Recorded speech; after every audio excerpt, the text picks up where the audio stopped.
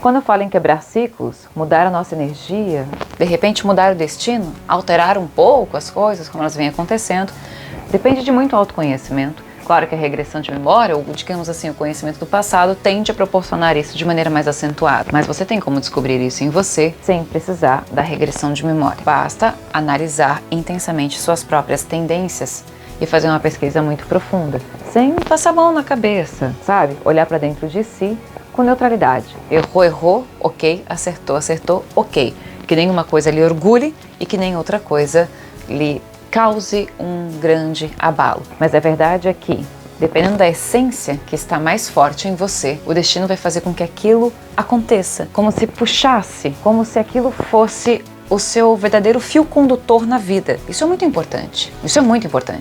É o fio condutor da sua vida, os seus pensamentos mais intensos e a energia que habita dentro de você. E com base nisso que eu estou falando nessa minha introdução, hoje nós vamos abordar a história de vidas passadas de Vladimir Zelensky, o presidente da Ucrânia.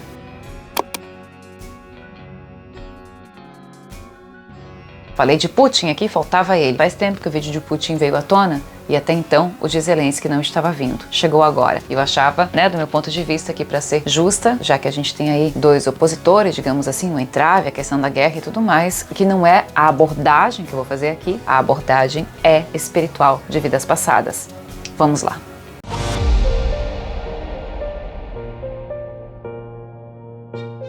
Bem-vindos todos vocês a mais um vídeo aqui do meu canal. Primeiramente, minha gratidão. Eu sei que você já está deixando seu joinha, que você está se inscrevendo aqui no canal, se você não é inscrita ainda, e que você vai me seguir nas redes sociais. Como de praxe, eu vou estar trazendo aqui para vocês a parte biográfica aqui feita pelo Ricardo, a parte de vidas passadas feita pela Mama, a edição aí feita pela Cami, e aqui aquela hora, que é a hora que eu gravo, que eu vou realmente prestar atenção, perceber, eu deixo que todos os fluidos espirituais acabam vindo, apesar das minhas, às vezes, já um pouco, algumas perspectivas que eu já tive antes disso, ao ver noticiários e tudo mais.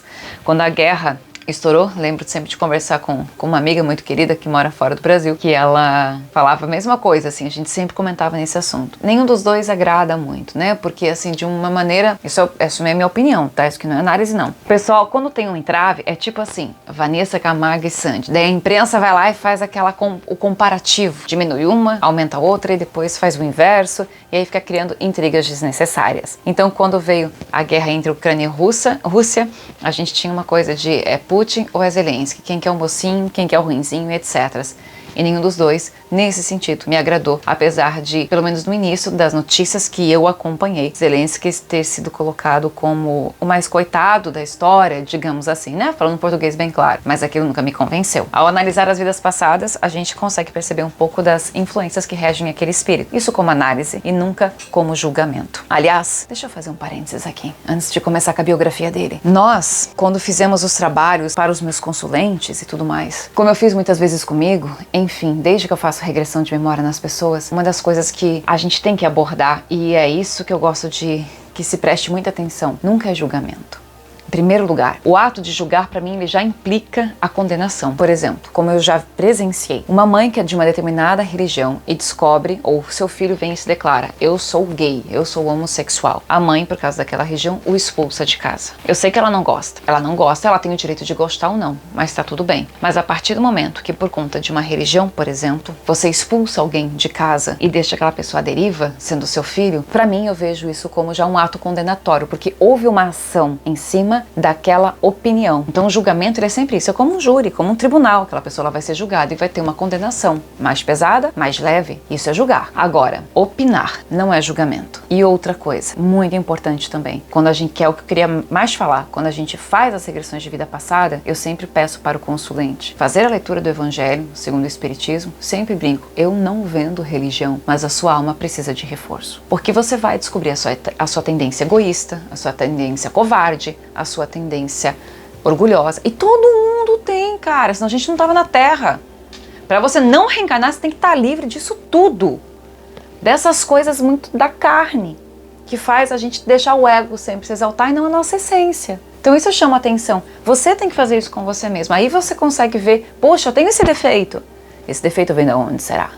E aí você consegue fazer uma limpeza, fazer uma reforma íntima mais acentuada e muitas vezes até ter a bênção da espiritualidade quando ela revela para você mesmo numa autorregressão de memória. Você vai dormir, você vai ter aquele sonho, você vai ver a sua vida passada acontecendo para você. Mas a gente tem que estar bem com a gente, entender que aquilo é passado. Você não é mais aquela pessoa. Porém, ainda tem fluidos que ainda precisam de limpeza. Me acompanhe, vamos lá. Esses nomes são difíceis, né? Vamos combinar. Volodymyr Oleksandrovich Zelensky. Até que eu falei bonito. Dá um joinha aí pra mim, vai.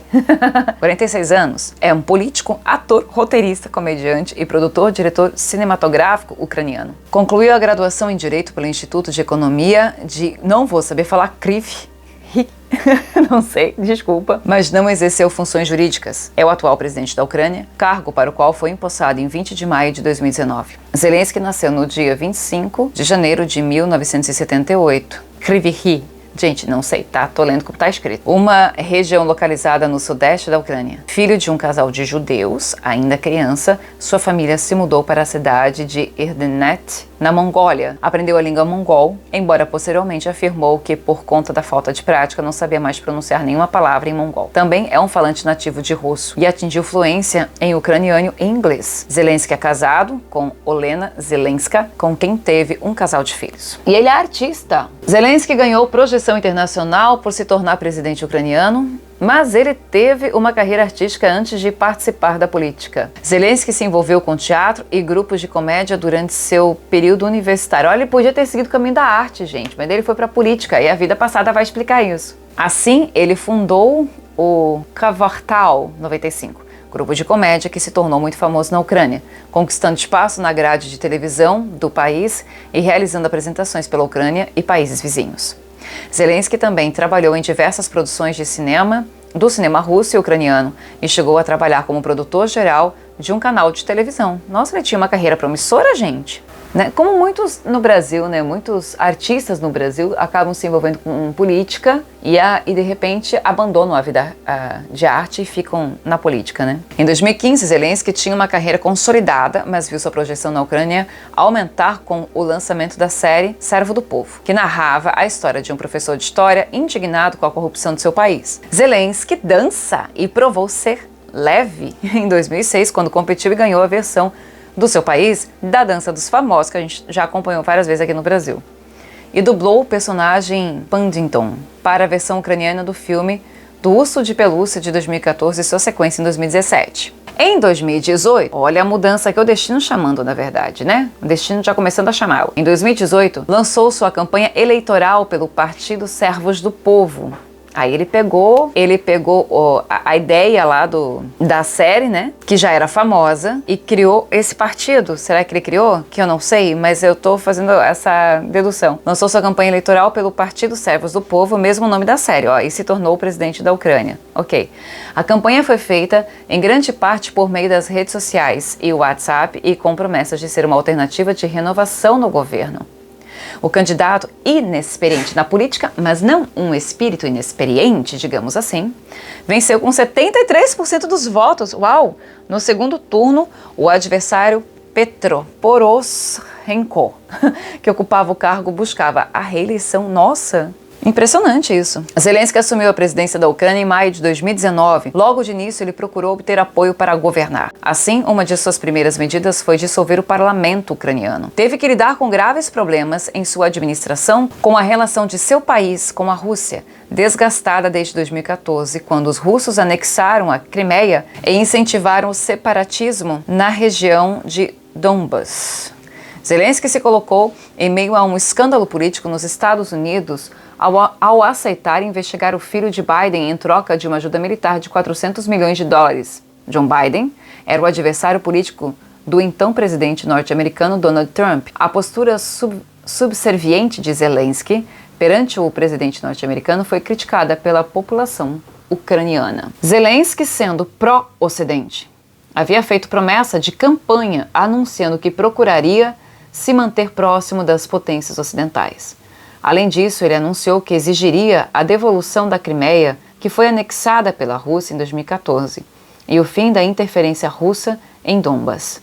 Houve algumas negociações, mas a questão não avançou de maneira significativa. No começo de 2022, o desgaste escalou negativamente quando a Rússia demonstrou sua insatisfação com a possibilidade de a Ucrânia se juntar à OTAN, Organização do Tratado do Atlântico Norte. Os russos mobilizaram tropas e seu presidente Vladimir Putin autorizou a invasão da Ucrânia em fevereiro de 22.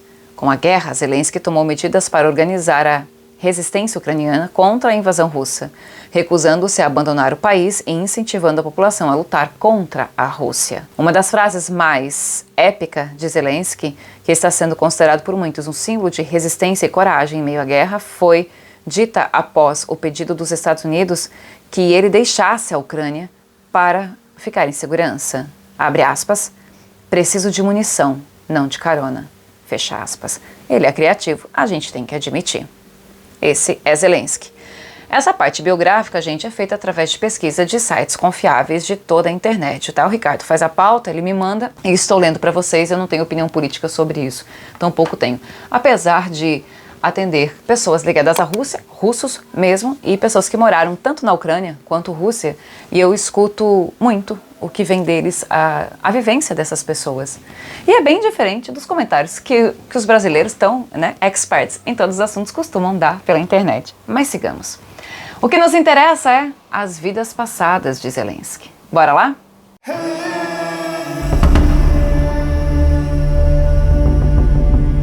Quero ver se vocês estão ligadinhos no que eu vou falar agora e vocês conseguem perceber, e vão colocando aqui nos comentários, uma certa sintonia no time desse espírito. O início de suas vidas na Terra vem de, diferente de Putin, né? Só para comparar, né? O Putin é muito, muito, muito antigo. Mas ele começa em 1214, é a data que vem para nós, no norte da França. Ele vive no norte da França e ele participa de uma batalha chamada Batalha de Bouvines. Batalha de Bouvines. Vamos dar uma olhadinha aqui. Esse é aqui Bouvines, acho que eu estou pronunciando certo. Bouvines. Olha só, teve um lugar em 27 de julho de 1214, foi uma batalha medieval que terminou a Guerra Anglo-Francesa, iniciada em 1202. Olha só, a mama veio com a data certeira. Que legal. Só pra gente se entender, né? O confronto em Bouvines foi fundamental no desenvolvimento precoce da França na Idade Média, confirmando a soberania da coroa francesa sobre as terras do Império Angevino. Bom, enfim, ele participa desta batalha. A gente tá aí, 1200, tá? Vamos adiante. Inglaterra, também em batalha, já no ano de 1400. Ele participa dessa batalha e ele morre em serviço, digamos assim. Então ele já é um espírito que em duas vidas, como homem, o que eu acho bem triste na história dos homens, né? Isso é difícil depois para o espírito se recuperar, para ele, como espírito, se limpar do peso que as guerras provocam. Essas guerras eram muito violentas, muito pesadas, né?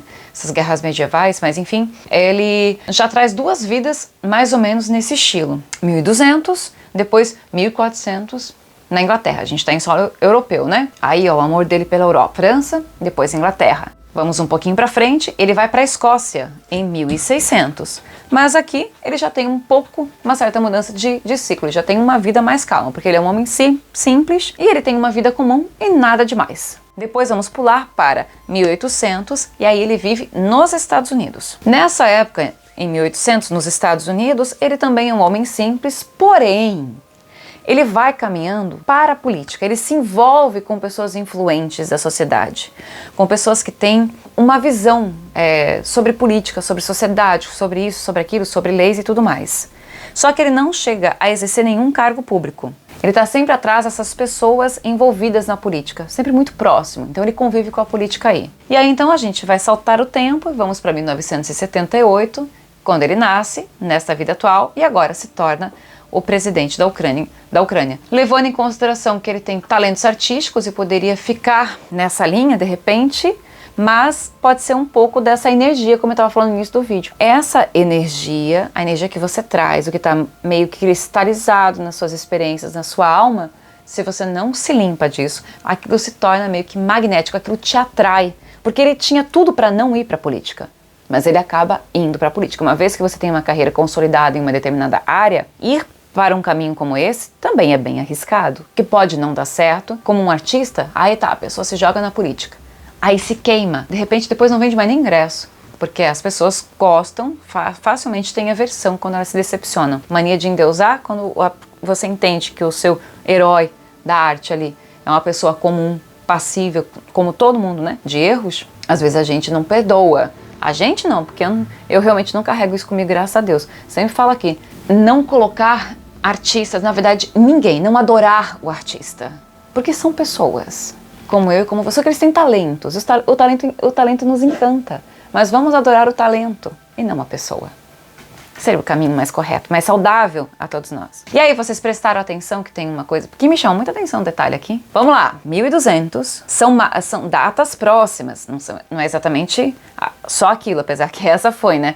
Ok, 1200, depois a gente vai para 1400, depois a gente tem 1600, Escócia, ele tá bem da Europa mesmo, depois 1800 nos Estados Unidos e agora 1978, é isso, né? Aqui na Ucrânia. É a quinta vida. Uma margem de 200 anos. É isso que me chamou a atenção. Uma margem de 200 anos. Esse é o ritmo dele. Assim, considerando se ele não muda o ciclo, se ele não cria uma outra necessidade depois dessa vida, então ele vai reencarnar mais ou menos daqui a 200 anos. Ou digamos assim, 180, 200 anos, às vezes um pouco mais, um pouco menos. Tem espíritos que têm ritmos mesmo de reencarnação. Tem gente que pode demorar uns 500 anos. 1000. Tem gente que demora isso, 200, 300, que é mais ou menos a minha margem, entre 250 a 300 anos. Eu sou bem ruim de cálculo, mas é mais ou menos isso. Tem gente que é 1 ano. Depende da necessidade do espírito. Não existe regra. A necessidade é a regra. E aquela palavra muito, muito importante, que às vezes dói na alma quando a gente fala, mas ela é importante, que se chama merecimento. O que a gente pode pensar de Zelensky? Foi soldado, foi guerreiro, né? Na verdade, mais para soldado, vamos usar mais essa palavra. Depois ele foi um homem comum, depois ele é um homem comum, mas vai entrando na política. Aí nessa vida, ele tá não bem um homem comum, mas um homem das artes, e ele não fica na arte. Então ele não se sustenta muito como homem comum, não se sustentou muito como artista, ele foi pra política. E na política que ele está, uma guerra acontece. Na mão dele, digamos assim. Não tô falando que ele é o responsável direto ou indireto, que todo mundo tem a sua responsabilidade nisso. Ele sabia no que estava se metendo, eu imagino. Ou será que não? Mas parece que ele chamou a guerra. Consegue entender?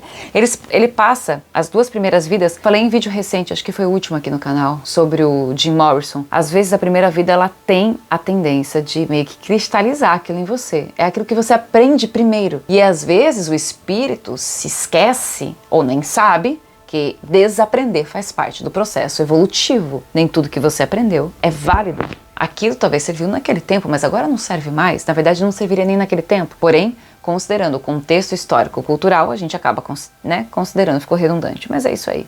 Acaba tendo seu valor por essa razão. Mas para o espírito, não. O espírito tem outro aprendizado. A gente não nasce para comprar carro, a gente nasce para evoluir espiritualmente. Então, às vezes, o foco não é a matéria. A matéria faz parte, é o seu instrumento de evolução. Mas ele passou a primeira vida com guerra, a segunda vida com guerra, uma vida só dessas 4 que eu estou narrando aqui, como homem comum. Na próxima vida que ele está nos Estados Unidos, ele é comum, mas entra na política. E aqui ele é artista, nessa vida atual, e entra para a política. E vem guerra, meio que ele... né? Ah, por que ele só não ficou na arte? Não tô falando que eu sou a favor da Ucrânia ou Rússia, não tem nada a ver com isso, vocês nunca te torcem, eu não tenho opinião sobre isso. Não tenho vivência, como é que eu vou opinar uma coisa que eu não vivi? Eu sou paz, sempre paz. Mas acho a arte tão sagrada, né? Isso me doeu, pessoalmente. Acho tão sagrada. E assim, pelo espírito dele, né? Pelo espírito. É isso que eu me refiro. Porque cargos públicos, cargos de política, e se envolve em guerra, mas tem muita responsabilidade espiritual sobre você. Cada prefeito, cada vereador, essa galera tem muita responsabilidade espiritual nas costas. Fica bem difícil evoluir quando você se mete com política. A pessoa tem que ter muita boa intenção e nada de ego. É isso que eu tinha para compartilhar aqui com vocês. Espero que vocês tenham gostado desse vídeo. Agora se inscreva aí nos comentários, deixa a sua opinião e deixa o like para mim, né? Compartilhe o vídeo. É importante, o canal tá crescendo e a sua ajuda eu recebo com toda a minha gratidão. Mesmo do fundo do meu coração, desejo luz a cada um de vocês. Um beijo enorme na sua alma. Fiquem com Deus. E pela paz no mundo, se a paz for interna, a paz será externa. É uma consequência simples.